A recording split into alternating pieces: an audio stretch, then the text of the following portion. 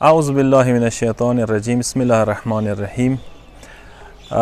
روایتو کې شته دي کوم بهار میاشته ده، بهار میاشته کې آب نیسان په باره کې ځنه روایتونه راغلي دي څه پیغمبر طرف نه څه آب نیسان که چیرې انسان جمع کی، آب نیسان که چیرې انسان وچی کی نو ډیرو زیاتو بیماریو نه هغه ته شفا میلویږي. هر قسم ته جسمانی بیماری وي، سار نه ونیسه خپو پورې مختلف قسم ته امراضو دپاره هغه کې شفا د پیغمبر اکرم یو حدیث کې مولا علی ته څه هر قسم ته بیماریو نه شفا د آب نیسان کې.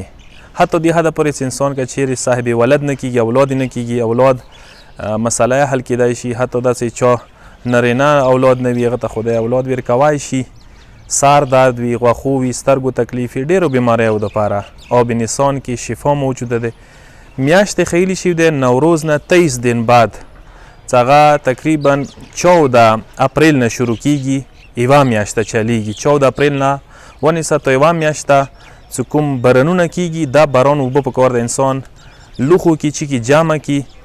بیا دی باندې پکار د روایتو په مطابق ځنه آیتونه دي چې هغه انسان ولولي چې هغه کې سوره الحمد ده، او یا وارې سوره توحید ده، او یا وارې قل یا ایها الکافرون ده، قل اعوذ برب الفلق ده، قل اعوذ برب الناس ده، ان انزلنا ده، سوره اعلا ده، آیت الکرسی ده، هغه نه علاوه الله اکبر ده، هغه نه علاوه لا اله الا الله لا اله الا الله ده، هغه نه علاوه تشرکت کوم ذکر ده، سبحان الله والحمد لله ولا اله الا الله والله اکبر، دین علاوه صلوات ده.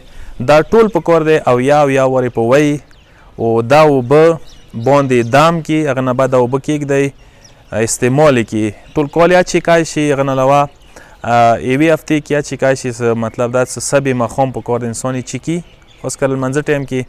او که چا سترګو کې تکلیف سترګو کې اچوای شي، او بل څه بیماری وي هغه نه منګای شي. او دا روایتو په مطابق انتهایی شفا بخش اوبه دي. اکثرو ملکو کې اکثرو ځایو کې ډېر کسان دي باندې عمل کوي او دي په مطابق دا اوبه جمع کوي او بیا استملایي څه مختلفو امراضو نه بیماریو نه او ته شفا میلویدای شي انشاءالله. والسلام علیکم ورحمة الله وبرکاته.